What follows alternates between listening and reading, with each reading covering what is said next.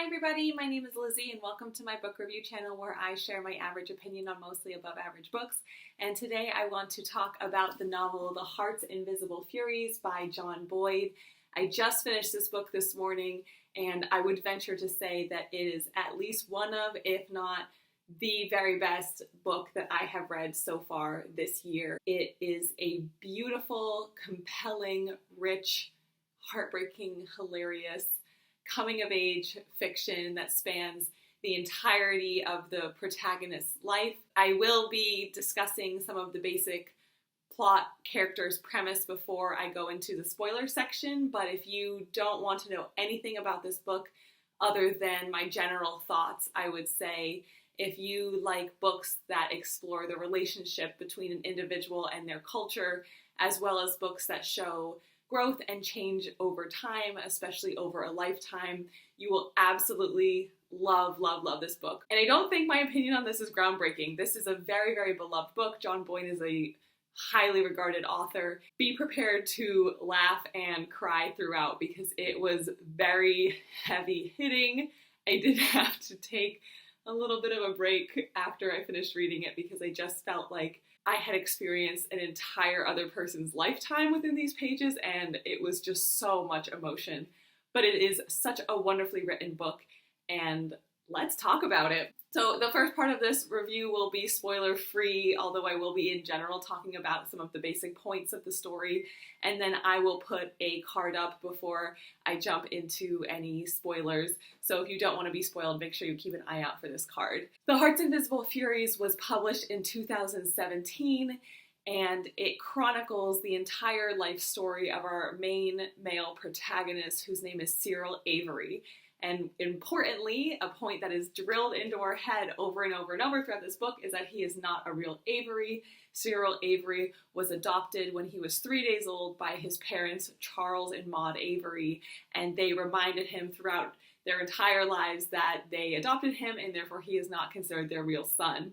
Cyril grows up in Charles and Maud's home in Dublin, and he has a very interesting relationship with his adopted parents. They have a neutral to positive regard for him, but they're highly disengaged. Cyril himself describes it as if, yeah, my adopted parents wanted a kid, but they also wanted a new rug or a new ottoman. So he's kind of just like a collection in their lives. So Cyril is growing up in this house in Dublin with his adopted parents, Charles and Maud, and Cyril is very shy as a child. He is a very curious little kid, and he is also deeply insecure, probably for a variety of reasons. I mean, he's growing up as an only child in a house that is really not child-friendly, and he doesn't really quite know what his relationship is with his adoptive parents, and he doesn't know his biological parents. And at the same time, Cyril realizes at quite a young age that he is different than the other boys that he gets to know either through interactions with family friends or through school. And come to find out that is because Cyril is gay and he is growing up in Ireland in the second half of the 20th century, and that is obviously not a friendly place or time to be a gay person, or really any person who does not adhere to the traditional conservative Catholic roles in Ireland at that time, which we see throughout the novel. We see a lot of instances of homophobia, a lot of instances of sexism, xenophobia. Basically every ism and phobia comes into play in this book. And what's really fascinating is you get to see how that changes over time, because we as the reader get to follow Cyril from, honestly, before his birth. We first meet his biological mother and learn some of the backstory that yields to her placing Cyril for adoption in Dublin when she has him at 16, all the way through the end of Cyril's life, and that spans several decades. He develops a deeper understanding of himself as he grows, as we all do. He has relationships, he has friendships, he has love and loss and heartbreak, and a lot of bad luck in his life, as well as a lot of coincidences. Sometimes when books have coincidences, it can feel a little bit too on the nose because you know it's a fiction, and so when coincidence happens a lot, you're like, well, okay, well that happened because the author wrote it that way. But this book has coincidences that feel quite natural in the world and don't feel that they are forcing a particular narrative, and really help propel Cyril into growth and help him have a better understanding of who he is and become more confident. And each stage of seeing Cyril, you kind of fall in love with him in a different way. You know, when he's a little kid, you want to protect him, you want to help him understand the world and help him understand himself. And when he's a teenager, you are rooting for him, but you're also cringing at some of the decisions that he makes and some of the awkward social interactions he finds himself in. And as a young adult, he's just heartbreaking because he is so conflicted and so torn and so afraid of his identity and his relationships with other people around him. But he also makes a lot of terrible decisions. They hurt other people and they do cause harm to other people. But because we have seen Cyril grow up from his birth until that stage in life, we feel as the reader very compelled to defend him. At least I did, because we have all that context as to what's going on, which I think is a good reminder for when you are judging or condemning someone for decisions that they make. And then we see Cyril growing up into his middle adulthood and later adulthood, and you get to see him reunite with several people from his past and make amends on both sides for harm that people have caused him and that he has caused other people. And it's just a really beautiful, beautiful story.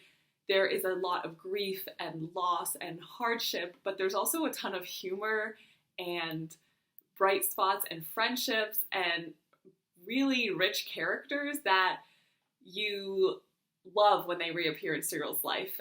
I think what's wonderful about The Heart's Invisible Furies is because you're following Cyril Avery throughout his life, you get to see reoccurring characters come in and out of it as one would in any life. And it's so exciting when there are certain characters that you're like, oh my God, they're back in town. Like, yes, I've been waiting for them to meet up.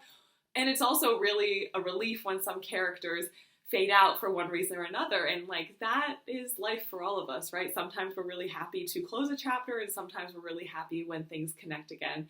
So I do want to talk about some spoilery thoughts. So if you don't want to watch that, I will give you 2 seconds to click away. Okay, so I want to talk about some of my spoilery thoughts on The Heart's Invisible Furies. I don't know exactly what to say or where to begin. I feel like discussing this book is sitting down and discussing a real human's entire life. What do you even remember? What do you even pick up on? What stands out to you? There are so many things. What's really sticking with me, though, is the interwoven themes of heartbreak and humor that we see throughout this book. You know, even when, I can't ever remember the character's name, the woman that he dates and almost marries for a period of time, Margaret Mary Muffet or something like that, who's very prim and proper and very judgmental. Even when she is killed in a terrorist attack by the IRA, even when something as horrible as that is happening, there's still a little bit of humor as Cyril is holding her as she's dying, and she's like, you are not up to my standard. And he's like, I know, like, I got it. There's just humor in the dialogue. There's a lot of wit and charm and snark in how the characters talk to each other, and it's interwoven with periods of true heartbreak and sadness. I think that is exemplified primarily in the relationship between Alice and Cyril. And can we talk about Alice? Because obviously I loved Cyril and I loved a lot of characters in the book, but Alice is, she's my favorite character. She is so independent and hilarious and strong-minded, but also vulnerable. And I think that is why she and Cyril, I guess both Cyrils, but our Cyril really form such a strong connection with her. And Cyril and Alice have so much heartbreak together. I mean, he literally leaves her 45 minutes into their wedding reception and disappears for years. And she is carrying his child and ends up raising him on her own. And when he comes back into her life, it's because of a tragedy. It's because Julian has died, and on his deathbed, Julian tells Cyril that he has fathered Liam. And so they're reunited through this heartbreak and tragedy. And even then, Alice still has the wit and the strong personality when she sees him again after all these years to be like, didn't you say you were just going to be a few minutes when you went upstairs at our wedding reception? She is such a great character. She reminded me as the reader that you can be funny and witty and self-assured, but also vulnerable and speak your mind and let you know when things have happened that have hurt people. And she does that. She told Cyril when her first husband left her 10 minutes before their wedding how painful that was. And when Cyril commits arguably a much worse offense, which is he marries her, leaves her to be a married woman abandoned by her husband and raising a child on their own for years, she doesn't hold back and tell him that everything's fine. She's like, you screwed up, and my son gets to decide what kind of relationship he has with you going forward. So I think Alice was an amazing character, and their relationship and how it grew over time was so heartwarming and so inspiring, and really exemplified that connectedness between humor and heartbreak. I also really love to see how Cyril grew over time. You know, we get to know Cyril over the course of about 7 decades, and his voice always remains consistent. I think that's what John Boyne does so well in his writing, is that you always can pick it up and know, okay, yeah, this is Cyril who's talking. Could be 7-year-old Cyril, 10 years old, 14, 40, 60-year-old Cyril, but you know it's Cyril. It's someone who is shy and very thoughtful and hilarious and quick-witted. And you can tell when you're reading, you're like, that's a Cyril line. But what's really excellent about this book is that you can also see that Cyril grows over time. When Cyril's a little kid, he's a little bit less ashamed or insecure, but he's very lost and confused in the world. He hasn't yet realized that his sexual orientation is something that he needs to hide when he's a 7-year-old, but he doesn't quite understand how to navigate his feelings towards Julian, and he's just very confused. And then by the time he's a preteen and an adolescent, he discovers that whatever it is inside of him is not supported by his culture or his community, and he starts to hide it and repress it, and he's very, very ashamed. And that impacts his personality and his voice throughout the book. He defers a lot to other people in his life, especially to Julian, and he looks to other people to model how he thinks he needs to act in the world. And then we meet Bastien, who is Cyril's partner for a long period of time, starting when Cyril is in his 30s, I want to say. I don't actually know how long they were together, but I would say at least 10 years is the sense that I got. They were very much a partnership. And we meet Bastien, and he shows Cyril how to be proud and how to be himself. And that actually allows Cyril to take some of the pressure off of constantly ruminating over his sexual orientation, which he had to do because of the world he grew up in. And he gets to develop as a person. He discovers that he loves reading, and he actually likes to read his adoptive mother's literature. He begins to volunteer at the hospital to bring comfort and companionship to patients who are dying of HIV or AIDS. And you get to see Cyril as someone who is a lot more nuanced than the Cyril who you felt like he was just in a pressure cooker in his early years, and he just was constantly thinking about how to survive as a gay man growing up in a very conservative country. And after Bastien is murdered, Cyril returns back to his homeland, and you see a new chapter for Cyril. You see someone who is struggling with grief over the loss of his partner, as well as the death of Julian, and also grief in terms of the life that he lost. He meets Alice again, and he gets to know his son. There's such a stark difference between initially how Cyril relates to his biological son Liam and Ignac. I'm not sure if I'm pronouncing his name correctly, but Ignac or Ignace, the young boy that Bastien and Cyril kind of take in and harbor and essentially raise as their son. I think especially because Cyril has that comparison, because he has such a good relationship with Ignac, he can see how far he has to go with Liam. So there's also a lot of grief and loss that Cyril is dealing with at that point in his life, because he almost can see the what ifs. What if I had stayed? What if I had married Alice? What if I had lived my life closeted? I would have been able to have this relationship with this young man, Liam. And what's beautiful is that Cyril still has more time. He gets to stay in Ireland, and he develops this wonderful friendship with Alice and develops a true paternal relationship with Liam.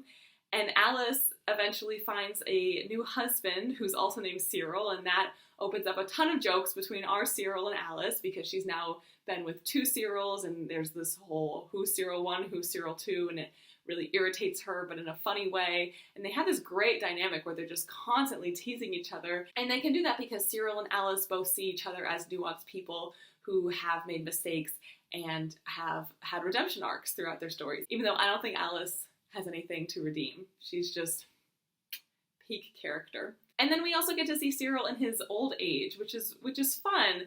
And a lot of stories don't have people in their elder years as protagonists. So it was really cool to get to see a protagonist who's in their 50s, in their 60s, and how they move through the world that way. And he's seeing all these younger men who are able to live their lives more freely because Ireland becomes a more accepting culture and a more accepting country. And Cyril is happy about that. He's happy to see that gay people are more accepted in his country and a little bit more able to live a life authentically. But it also brings with it a great sadness, because Cyril was born too early for that. he was not able to have a young adulthood that he deserved because of the time and place that he grew up. But on the other hand, Cyril is one of the impetuses for the change in the country. It's because of Cyril and because of other LGBTQ people like Cyril that Ireland did begin to change. And so he's at a really intense transition point in the country, and you get to see Cyril grow alongside his country and kind of internally struggle with the same problems that the country is struggling with. And I guess my final thoughts on this is that I just thought it was so awesome that Cyril's mom eventually got to get married. It was kind of a screw you to the priest in the very beginning of the book who cast his mother out and said she would never get married. And then at 86 years old, she's walking down the aisle. Cyril feels that she's going to be well cared for and that she is happy and they have been reunited. I mean, that scene got a lot of tears flowing. That and Julian's death scene were heavy hitters for me emotionally, but that one was bittersweet, and bittersweet feelings are always really tough in literature when I read them. And so that wedding scene I thought was beautiful and a wonderful way to end the story. Finally brought so much relief to this closing of a loop where Cyril and his mom are finally reunited and able to be together. And the book teases that so much throughout the story, where there's instances of them interacting and they almost find out so many times that they are mother and son, and then the book takes it away. And to have that be the final scene of the book, as well as to have her happiness be highlighted and celebrated, I thought was beautiful. So this book overall is just a beautiful story. It is so well written from the first page to the last. I absolutely loved it. I need to go back and read all of John Boyd's other books, and will read anything else that he publishes going forward. And if you like my video, make sure you like and subscribe, and thank you for watching. I will see you later. Bye-bye!